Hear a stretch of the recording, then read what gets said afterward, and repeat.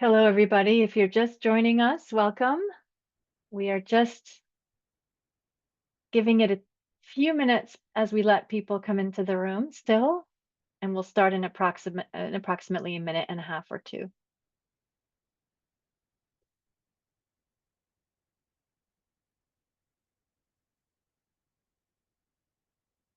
We had an incredibly popular sign up for this, so we're very excited about this today.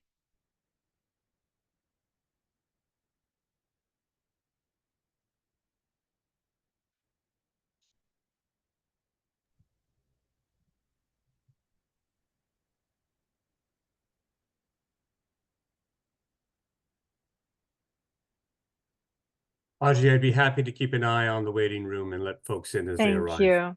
Thank Yeah. you. Thank you. Welcome to everyone who's just joining. We've just been working on giving this a few minutes to let as many people in as are showing up in the waiting room. Steady flow.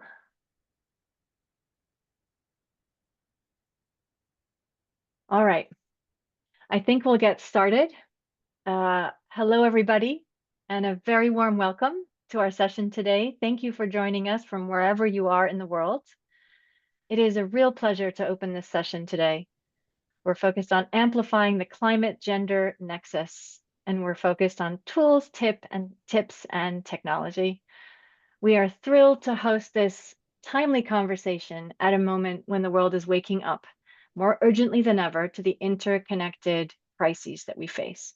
Climate change and gender inequality are not separate challenges, and they are, as we all know, deeply interwoven. And the solutions must be as interconnected as the problems. And as we begin, I want to acknowledge the growing movement of leaders, practitioners, funders, and visionaries who are putting this nexus, the intersection of climate and gender, at the heart of how capital flows. That includes many of you here today. And I just have to say on a personal note, given that the conversation begins with this wonderful team from Heading for Change, representing our dear friend, our late dear friend, Suzanne Biegel. I know she's with us here in spirit today, and I know she'd be so pleased to see the progress and the momentum that we're achieving with this. What we're talking about today is not just a matter of just climate justice, it is also a matter of strategy and action.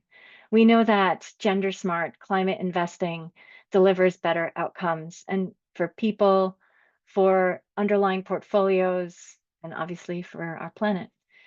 And the evidence is compelling and the momentum is building. And I mean, the words we use are important, and the words we use. I had a good friend called Roberta Baskin who always said, words make worlds. And I think that the way that we frame this, the momentum that we speak to is absolutely critical to actually realizing our shared vision. There's a lot more to be done to bring visibility, coordination, and scale to this space. So that's part of why we're here today. Over the next hour, we'll spotlight some of the most, exciting insights and examples of how this work comes to life, from the tech platform side of this to investment strategies, and from grassroots innovation to global capital. So I'll just take a minute to walk all of us through our flow today for the next hour. We'll start with a brief overview of the new digital platform that is enabled by Artha Networks that myself and my colleague Ken have the privilege to work on, called investclimategender.org. And this platform is designed to enhance connectivity and collaboration in the climate gender investment space. Then we'll move into a powerful panel exchange with 3 leaders who are on the front lines of this work, sharing how they're shaping and scaling impact. And we'll explore some real portfolio examples, discuss trends from the field, reflect on where the most exciting opportunities lie, and then finally we'll open the floor to you to hear your questions, your insights, and harness your energy. So please do keep questions coming through the chat. We'll do our best to address them as we go. Now, before we move ahead, I want to anchor us in something that has inspired many of us working in this space. And that's the vision behind Invest Climate Gender. This is more than a website. It's more than a platform. This is our call to action. It reminds us that gender equity is not a side issue in climate. It's a strategy for impact. Women and girls are agents of change in climate solutions all over. And from local adaptation to global innovation, they're leading the way. But they remain underrepresented in funding decisions, under-resourced in project support, and under-recognized in the metrics that matter. So we're here to advance their visibility, and the call to action is about how we continue to animate this space well above and beyond, just this launch, but moving forward. So as the platform emphasizes, if we want to build climate resilience that lasts, we have to invest in systems that recognize and center gender equity, not as a mere checkbox, but as a lever for transformation. So that's what today is all about. We're here together to get, more connected, smarter, and more deliberate in how we align capital with the climate and gender outcomes that we all seek to see. So whether you're an investor, an entrepreneur, an intermediary, an advocate, an ecosystem builder, this is our conversation.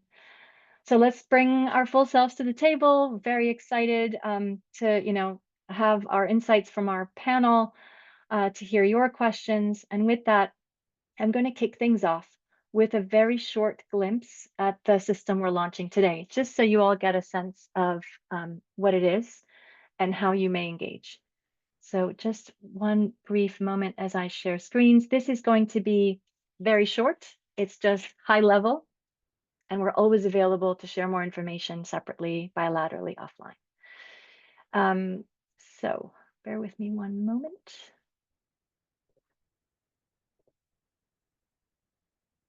Can you all see my screen? Yes. Yes. Okay. So welcome to Invest Climate Gender.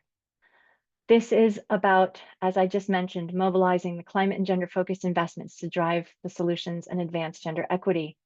And as you can see on this URL that we will share in very many places that will be available as well through the Heading for Change website under Tools, this is just a glimpse at the front face landing page, which is focused on ensuring that investors, funders, donors of all kinds can be profiled and captured, that funds and the vehicle and the teams and the vehicles that they exercise their portfolio building strategies through are also visible, as well as for other types of organizations, support organizations, and service providers. Now, I'm not going to spend too much time on the landing page. I'm just going to give you a very quick glimpse into the engine room, just for 10 seconds to give you a sense of this is what our team will be looking at and managing over time. And what we have is kind of a running count of how much is being raised through the various fund vehicles in the pipeline, how many diligence processes are underway, and what kinds of investors are signing up, what sort of funds are asking for access to be able to profile their opportunities. Now I'm going to log in as an investor to give you the flavor of the user experience that an investor has upon a login. And typically, investors it's designed to be a very simple and clean and aesthetic experience that allows for a showcase of the pitches that are most recent, that are the most fresh, where an investor may express interest, an investor may take a deeper look. There will be other knowledge resources added to the center, etc. The system is very simple. It's really just based on discovery and management. And discovery is all about opportunities. It's just about a pipeline. So I'm going to click on this. And here we have a sense of where are the funds operating? What does this pipeline look like? We have a number of different filters that can be applied by sector, by theme, by type. These are all funds in this case in the system, but the system is designed to hold really a wide range of interventions. We'll also have opportunities to look at minimum tickets and, whether these funds are coming from Heading for Change or from other partners. And that's also an opportunity to use the system as something of a docking station to be able to integrate, those that have been, in the fund space, looking at diligencing opportunities and recommending those that should really be visible to a wider network of peers. So at any given time, the pipeline can hold any number of opportunities. In this case, for example, we'll have Supply Change Capital as one of our speakers joining us, so we'll hear more about from Normai. Catalyst Fund is also going to be represented with Melis, and I'll go into the introductions as we get into the panel section of the event today. But you can see here that funds can actually showcase themselves as raising for multiple funds at the same time. There's no limit on how these opportunities are framed and made visible. And I'm just going to log in. I'm just going to double click on one of these so you can get a deeper sense of what a profile looks like. The first thing you see when you see something in the opportunity pipeline is, the actual target fundraise with a sense of how much has already been committed, which is often useful. And the system captures overview information, projected impact, and information about the fund manager, as well as basic metrics that apply to the vehicle. And one can also see where diligence may be underway if an investor has actually signaled interest. Now, underpinning the opportunity page of each fund is the actual deeper profile. And here we have an opportunity to really capture, whether it's impact information, SDG goals. This is just illustrative for showing what other investors are looking at the fund or have invested in the fund. Some of this is still early content that's being populated in the system, but it gives you a sense of, what the story is, who the leadership team is, etc. So our goal here is really just to be able to make this an at-a-glance, teaser in a sense for prospective investors who may wish to dig deeper. When diligence is underway on a process, one can also track what investors are looking at these opportunities and whether there are Q&As underway, questions being asked by those investors, etc. I'm going to just click on another one of these to give you a flavor of Supply Change Capital. And their fund is coming in Q3, their next fund too. And so you can even have this as a placeholder where you have basic information, again, about who's behind the opportunity, what the opportunity is composed of, etc. Now, as you can see, as an investor, I've logged in and I'm actually using Sana's profile. So every investor has a personal profile, and this is our dear Sana's background, and their investment preferences, as well as an organizational profile. So this is illustrative, but what it does is capture the profile of those who are on the funding side of the table, no matter what kind of capital they're deploying.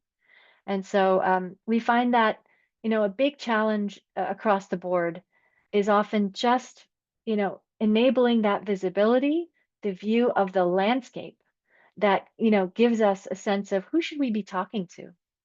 And it's not just a view of the organizations, but it's really a view of the people. And so here we also, facilitate kind of the access to, not all the profile pictures are up, but we facilitate access to the individuals who are in those decision-making roles, etc. So I'm not going to spend too much more time on the system. This was really just to give you a flavor of what Invest Climate Gender is all about, what we seek to do in terms of shortening the distance between 2 points. And obviously, we'll welcome any questions about how this works, how to get on board, how to register, etc.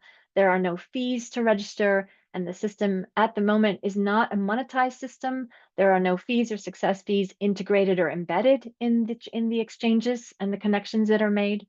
So I think that's important to point out. And obviously, our team is here, or the Artha Networks team is here to be able to answer any questions about the system. So with that, I'm going to stop my share. Okay. And so I'd like to kick off our panel discussion. Today, we have the privilege of having three amazing panelists with us. Natalie Schreiber from Heading for Change, Melis Carraro, who's managing partner at Catalyst Fund, and Shayna Harris, who's a managing partner at Supply Change Capital.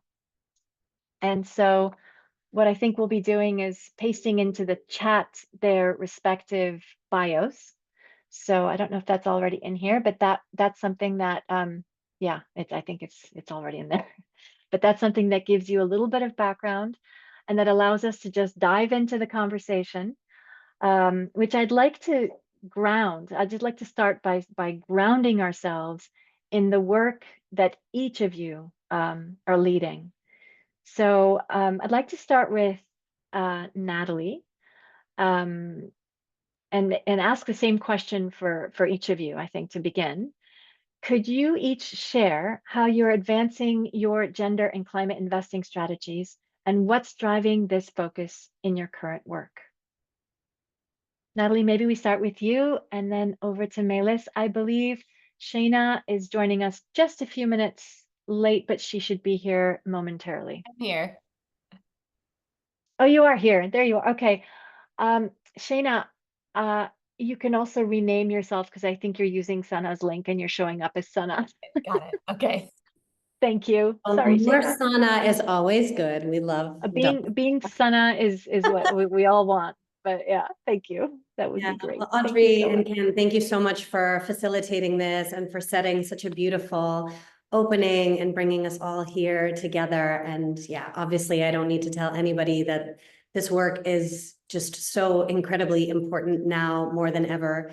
And interestingly, I was reflecting, I think when we really started 2 years ago, I don't think any of us could have envisaged that the words climate and the words gender would be so contentious in so many parts of the world. So kind of just holding that context, I think it helps us, the team at Heading for Change, anchor in even more deeply our conviction that we cannot create a new earth and a new world if we are not taking an integrated, holistic, interconnected approach to addressing the dual challenges of climate and gender. And I think what we wanted to do with our work is really take it from, and the field building is so super important, but we wanted to take it from, the theoretical or from, the kind of, the more mental plane into the real embodied practical. How does this work? How would a demonstration portfolio look? How would you construct the portfolio across geographies, asset classes, strategies, manager maturity? What kind of tools would you use? How would you kind of compare and contrast? So I think we wanted to really make it as concrete and as actionable as possible, not only in the demonstration portfolio that we ourselves are building, but also by open sourcing all of the tools. So obviously what Audrey shared with you, the Artha platform, but we have a climate and gender integrated due diligence questionnaire, which we will be open sourcing and sharing with everyone in May. We also have a scorecard that also brings climate and gender together, and a streamlined and holistic due diligence process as well. And again, the idea behind doing all of this was to debunk myths that there's no pipeline, to show that you can, generate returns and impact.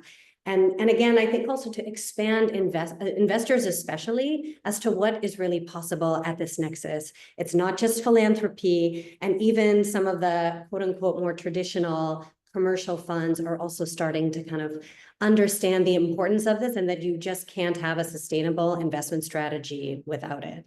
So I think that's what gets me really excited and motivated about this work. And I've just been so blessed to get to work with Melis and Shayna and the rest of our beautiful portfolio. And yeah, happy to pass it over to them. Thank you so much, Natalie. Over to you, perhaps, Melis? Yes, thank you, Audrey, and the whole Heading for Change team for having me here. I very much agree with Natalie. I mean, this is certainly a time for us all to double down on climate and gender. That's what we're doing at the Catalyst Fund. And I think the other 39 people in this room are probably doing the same. And I think there's many more out there, and we just have to keep going and keep at it and not stop this important work. So that's really what gets me going every day. Catalyst Fund is a venture capital fund and a venture builder that invests for a climate resilient future in Africa. And we are deeply committed to aligning our capital with climate and gender outcomes that are key pillars of our strategy at all levels, like from the way that we shape the fund, the way that we construct the portfolio, and the way that we think about impact for the end customers of the startups we invest in. So our thesis centers in supporting early stage tech-enabled ventures that focus on adaptation and resilience. And we fundamentally recognize that the communities most affected by climate change are often the least equipped to respond. And especially low-income women usually are very affected by climate shocks because they hold a very important role, whether it's in agriculture, informal economies, or in the household, where they are actually at the front line. But not just at the front line of the impacts, but also of the change that they can enable. And our investments, therefore, focus on verticals that actually see women as agents of change. So we have three verticals. One is sustainable livelihoods, primarily agriculture, land restoration, and also aquaculture or fishery management. And all of you know, women make up more than 50%, right, of the labor force in agriculture. It's extremely important to think of them when we think about climate. Similarly, we invest in climate smart essential services like waste and energy and cooling. And those are major also employers of workers who tend to be women. So again, they're at the front line when we think about clean water and energy, like is so central, right, to women's health, women's economic participation, women's time. And finally, our last pillar is fintech for climate resilience, which for us means primarily access to climate insurance or data to access better financial services that can build that long-term resilience to impacts. And again, women are great stewards, right, of finances in general. So that's how we thought about it, and then we integrated gender and climate throughout the thesis of the fund. And I'll tell you more later, but really this is what gets us going every day, and we hope that we're seeing this because of the urgency of the climate crisis, but also because of the opportunity in African innovators and especially women in driving change and lasting change. Thank you so much, Melis, for sharing. Shayna. Hello, good morning from Chicago, based in the United States. And I'm the co-founder and managing partner of Supply Change Capital, along with Nora May Cadena. And we focus on technologies that support innovation and transformation across the food system, the food supply chain. And the reason for this is very related to the topic of this call. But our food industry globally is worth $10 trillion. It's the value of goods produced and GDP generated. And the cost of the system, because of externalities that are not accounted for in production, manufacturing, et cetera, is almost $13 trillion. And these are due to environmental and health impacts. So the food industry is, in dire need of transformation. Technologies are very outdated or antiquated. And we see a lot of opportunity for investment in a food system that will bring more resiliency and economic prosperity across the food supply chain. We invest in early stage technologies at pre-seed and seed and really focus on 4 pillars. So we invest in ingredient technologies for food and water resiliency. We have a pillar looking at health and nutrition. We invest in supply chain technology, and this is becoming increasingly critical because everything's becoming more expensive with all of the global uncertainties in climate and the environment, exacerbated by political actions and tariffs and trade policy, et cetera. And women control consumption at the household level. So we think, really looking under the hood at the technologies that help us produce, manufacture, distribute food is really critical. So that's our 3rd pillar. And then the 4th is around workforce and labor optimization. And with all of these pillars, we're taking a kind of solutions-focused, tech-forward approach. but we screen every single investment that we make for impact. And this is against 3 pillars that we're screening. We're looking at environmental impact, health impact, and looking at diversity and inclusion across the food system. And so although, technology might be a workforce optimization, like really helping some kind of efficiency in the system, helping somebody do their job better, more efficiently, we only invest if there is some corresponding health or environmental impact. And on the environment side, climate is a key part of what we're looking at. The solutions touch wastewater and soil, and those are all really directly linked to climate outcomes. So that's really critical and integrated in our approach. And then additionally, and finally, we cast a wide net for investment consideration. So we don't officially have a diversity mandate as a fund, but the way we've set up our evaluation process for considering investments really aims to address bias and make sure that we're seeing the best deals and investing in the best deals. And that's resulted in over half of our founders, CEOs being women, and nearly 75% of our founders, CEOs are Latino, Black, and or female. So it's also resulted in a very diverse portfolio where women are really at the helm driving solutions. Thank you so much, Shayna. I think let's take this from a theory to practice now with some concrete examples. I think we'd all love to hear from both of you, Melis and Shayna, about examples from your portfolio that really illustrate how the climate and gender investing in action, that nexus in action. Could you give us some examples? Sure, happy to jump in. There are several, so it's always hard to pick. And I will start by saying that the lens to which we look at this is both at the founders level. So we have a target of investing in 40% at least of women founded or co-founded businesses in the portfolio, but also at the outcome level for the end customers. And that's actually where I'd like to focus the example. So even when there's male leadership, and there is actually, because of the type of solutions in the sector that they operate in, a big impact on women. So one example is Mazao Hub in Tanzania. This is a precision agriculture solution for farmers that combines soil sensors to be able to collect data on all sorts of soil indicators for soil quality, as well as agronomy advice for farmers through farmer excellence centers. So they have this whole network of farmer excellence centers that makes it much easier to communicate the insights that come from the sensors to various farmers. And also via these centers that can give access to inputs, the right fertilizers, offer organic, the right equipment, so for instance, drip irrigation systems, or certain kinds of water pumps that are solar powered, or even trucks, frankly, that are leased to the whole community. And I was just with them last week, so this is very fresh and impressive in my mind. So they offer all of this through their farm management platform. And a lot of, currently they're reaching 50,000 or more farmers across Tanzania. And almost 60% of these farmers are women.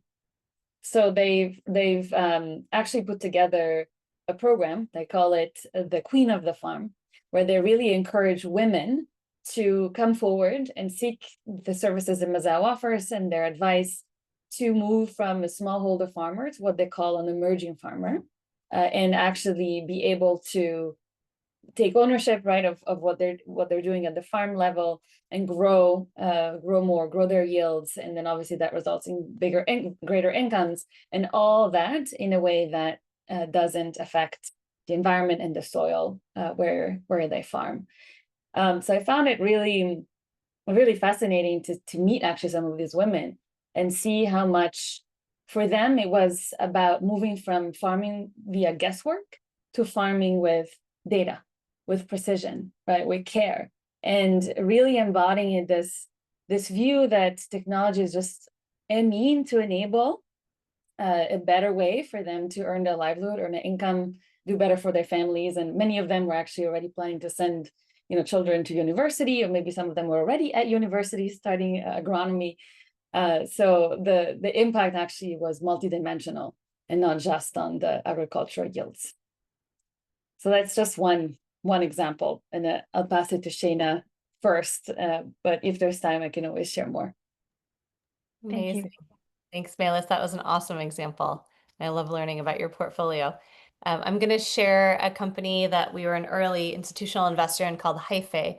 And what Hyphae does is they transform waste from the food industry, from processors and manufacturers, into high value petroleum-free chemicals and inputs.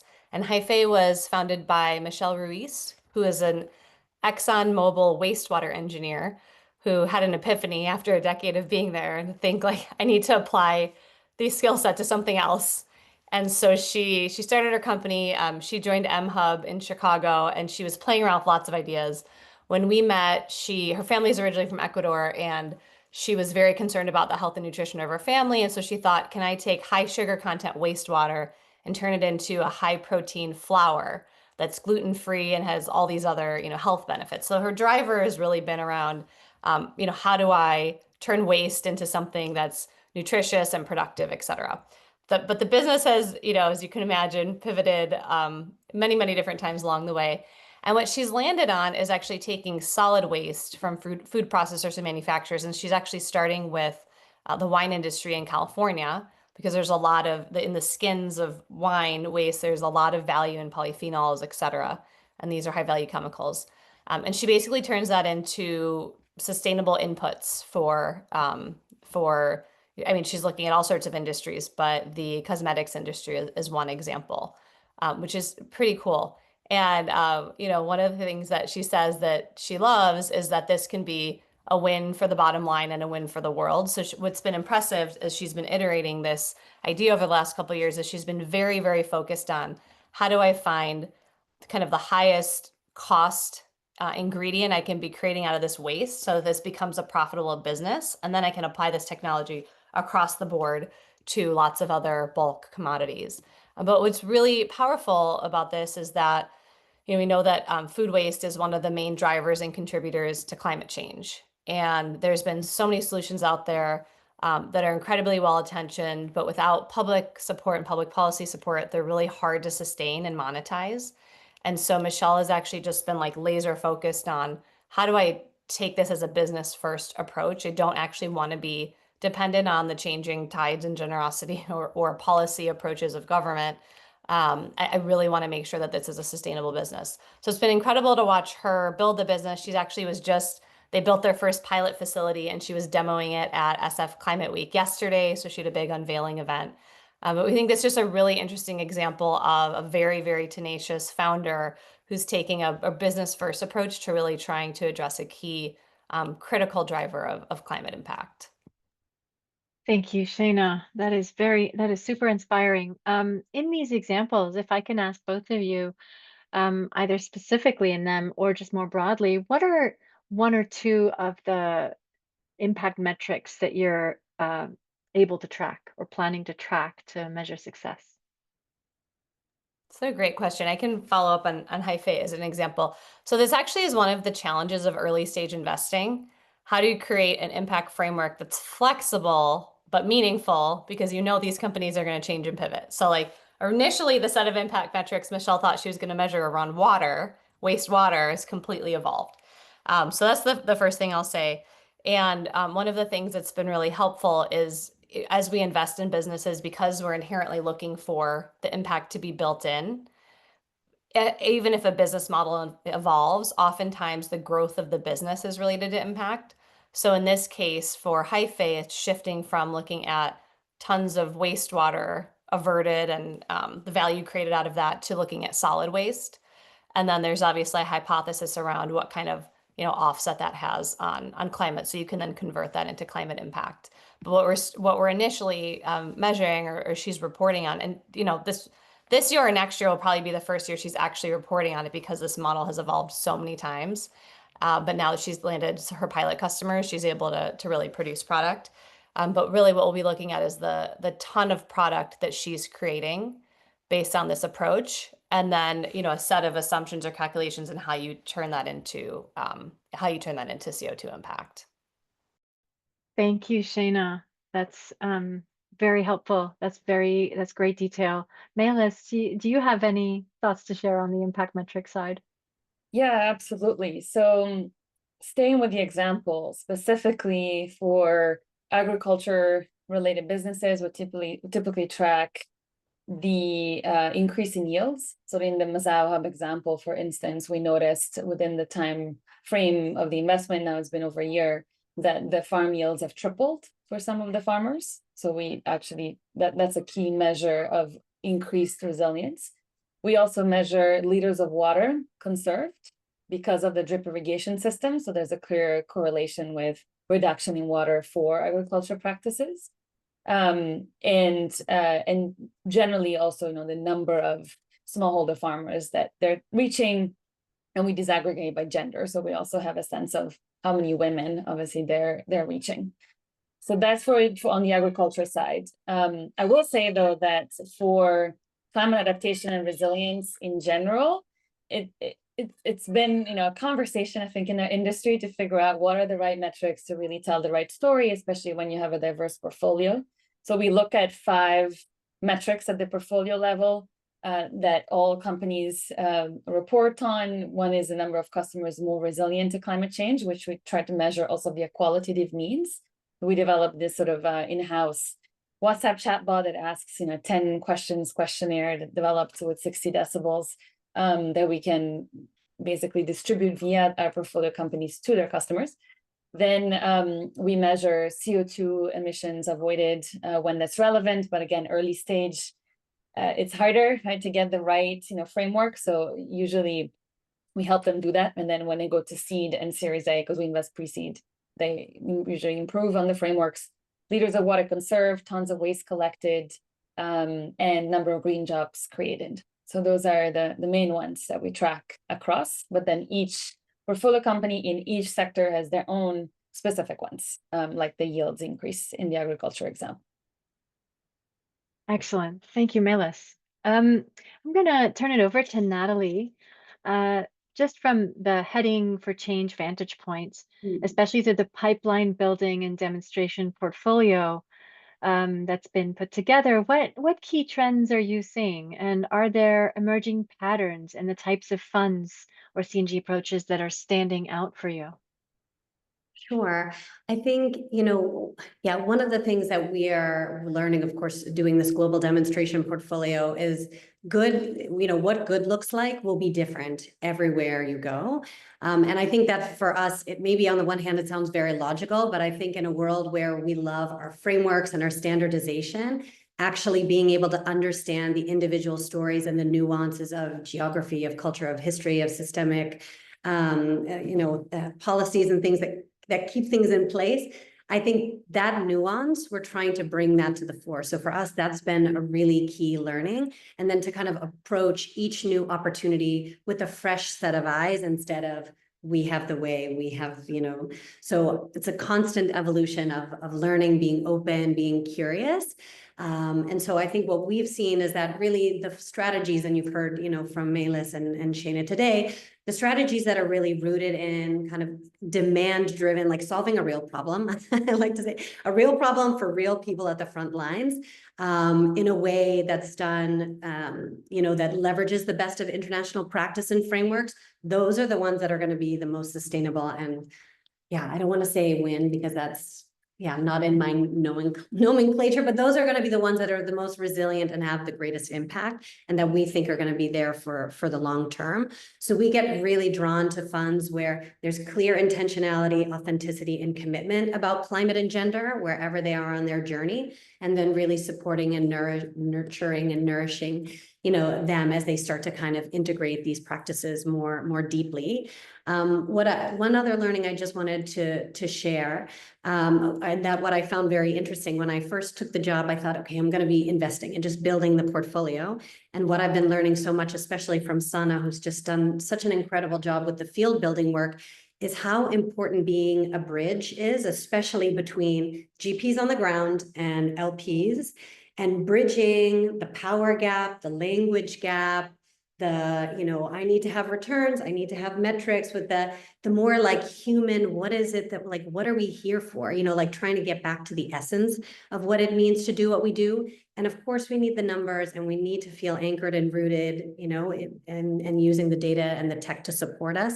And so much of our process has been not just what you invest in, but who you invest in and how you invest. And so I think that's something maybe I didn't fully appreciate, but that I've been loving very much as part of our journey. And I think is a really important role that we can play at Heading for Change, is not just from with an investor hat on, but how can we expand the awareness, especially of the investor community? How can we bridge the gap between investors and GPs? How can we open and invite, safe spaces and have different types of conversations where we move away from the formal DDQ to like really getting to the heart of something, or really understanding somebody's motivation, or what that impact is and the story behind it. So those are just a couple of things I just wanted to share.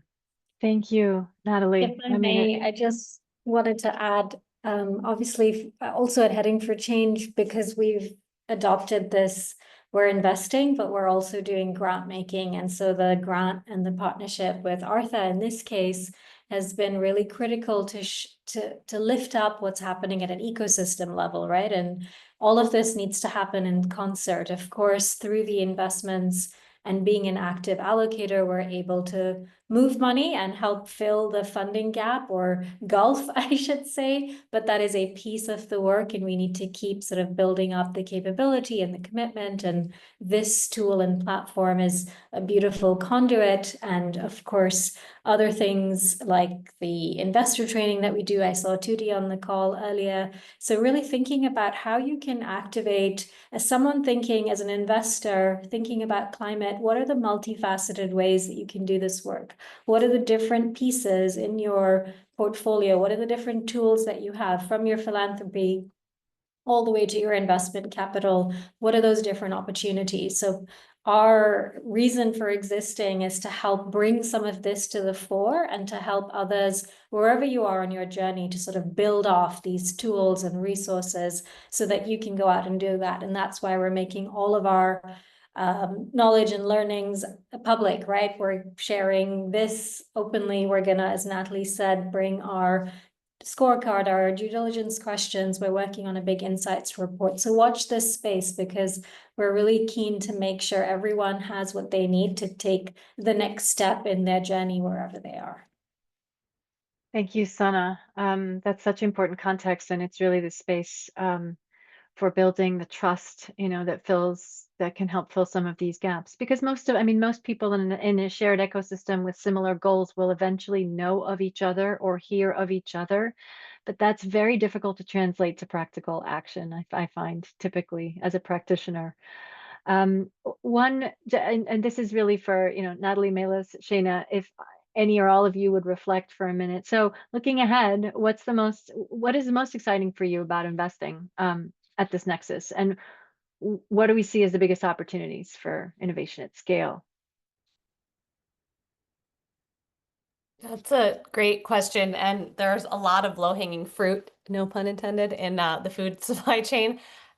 What's actually been really interesting, the last 100 days have been heartbreaking, but what's been interesting about it is that we find explaining why our portfolio needs to exist is easier and easier and clearer in maybe a bit of a surprising way, but it's because what we're saying is we were built for this moment. We've built a portfolio that's focused on resilience and change and transformation. And so even if all you care about is the bottom line, you're seeing the headlines in the news and you're knowing there's something fundamentally really wrong with our food system when you can't buy eggs past noon at your local supermarket, and your groceries are getting more and more expensive. So the story, and what we like to focus on and invest in as a team of operators and engineers, is what's below the surface. And so investing in innovation around the workforce and labor and supply chain optimization and production and sustainability, it's that messages seem to be resonating more and more. We may need to use different words, like we open the call up. It feels crazy, but at the same time, being able to say, our portfolio can meet this moment and be met on the other side with more understanding of why this is a fundamental business opportunity, as well as, you know, an important opportunity in many other ways is actually pretty exciting. So I don't know that I meant to share that as an answer, but as I've been listening to the discussion, that's definitely front of mind. Thank you, Shana. Anyone else have any thoughts before we open up to our virtual room? Yeah, I'd say similarly for us, it's been really encouraging and exciting to see a shift in the market across the African continent. Like even 5 years ago, climate label, let's call them investments, were a fraction of the total funding that was going to startups. And today, just last year, more than 45% of total funding that went to companies in Africa was actually climate or climate tech related. And of course, there's debates around definitions of what fits into that or doesn't. That still exists, but we are similarly finding it easier to take other investors along for the ride and really share how exciting this opportunity is from a returns and impact perspective, and explaining what investing in adaptation is, because the reality of climate change is already there. It's already happening. People feel it every day across sectors. And so they come to us to see what's in your portfolio, what are you investing in, what are the technologies and tech-enabled solutions that you're backing, what fits, right? If I want to take action in this space. So it's been super encouraging. And going forward, we're also seeing an increase in companies on our desk led by women founders, which is also very, very exciting. And we need to make an additional 18 investments over the next 2 years. And we have a goalpost that at least 50% of those will be women-led. So that's what's driving us in terms of excitement these days. Amazing. Thank you, Melis. I'd like to open up for questions, whether you'd like to, raise a hand and ask it or type it into the chat. Either way, and just a quick point to the initial question that was asked, the platform is absolutely, I think, open and structurally enabled to be able to share deals, basic impact data around profile or opportunity, and the mechanics of that. The mechanics of that are rarely the challenge. It's really just ensuring that incentives are aligned and folks are on the same page about enhancing and amplifying the visibility of fund profiles, new opportunities, what's coming up, who are the leaders, what are they doing. So it's really in that spirit, I think, that this ecosystem play is so critical at this particular stage. Any thoughts, questions, comments from the audience, participants? Julie, please. Yeah, thank you so much. Fantastic. Honestly, I also just want to say, I'm sure others may be thinking this, that I just feel like, Suzanne's spirit is here. So thank you to everybody for everything you're doing. So my question, and it was answered, thank you, Sana, about cross-listing. I guess I'm just thinking, how does one, leverage is such an important thing in investment, right? Leveraged cross-listing. So I know Convergence, of course, the Blended Finance Network, now they have a large platform. It's only blended finance deals, and I understand not all of these are blended finance, but for those that would be relevant to other platforms to kind of leverage all of your listings with others. I'm just curious, Convergence specifically, but others as well. Thank you for everything all of you are doing. Over. Thank you, Julie. Thank you so much. Other comments, questions? We're seeing some great links to articles, papers being mentioned in the chat. Needless to say, that kind of content is, this is all about, again, ecosystem. So where there's opportunities to attribute thought leadership to partner organizations, peer organizations, we can absolutely do that, make sure that folks are following the right hyperlinks to the right places through the Knowledge Center, etc.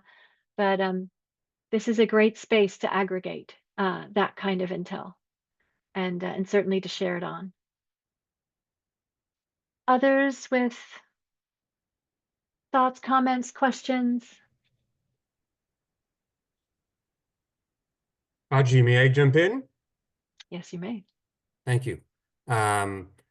Just maybe a word, an added word from Artha Networks, both just to thank Heading for Change for its support in making the platform possible, and a word in terms of where we want to take it going forward.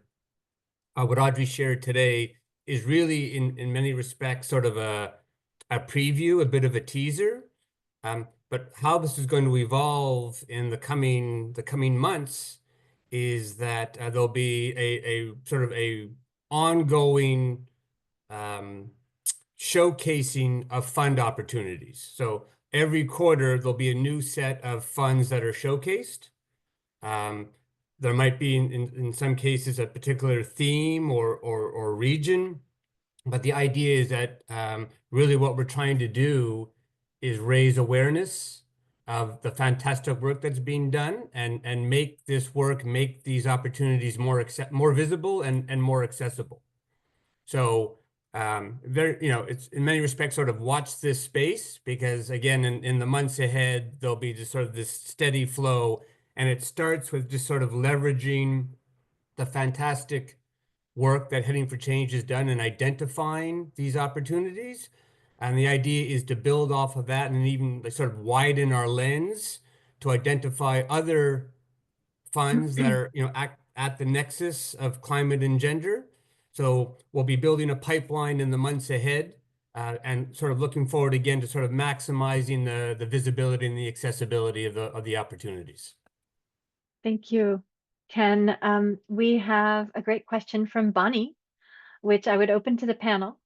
Bonnie asks if we're seeing any application of innovative financing in this space, with pointing to examples like groups looking at carbon credits with a gender lens or gender equality keywords or labels, or gender climate bonds. Any thoughts on that point?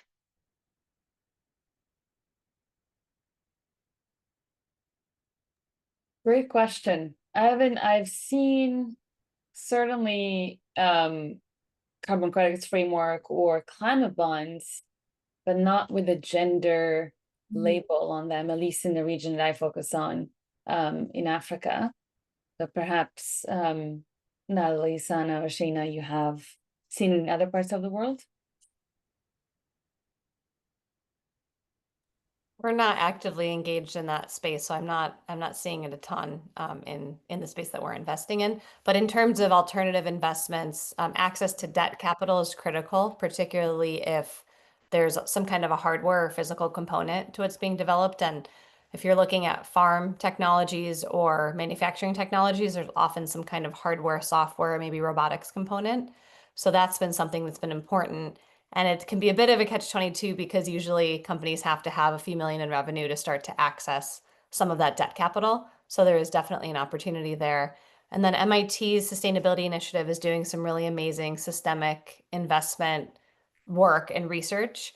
And they've got some food systems papers and thought leadership that they've put out, which does look at, if you're investing in food systems change, what are all the different types of capital that are really critical for various leverage points, and it looks at debt and equity and some other systems. So that's a really good resource, and I'm happy to share it with Audrey for the group for Thank follow-up. you.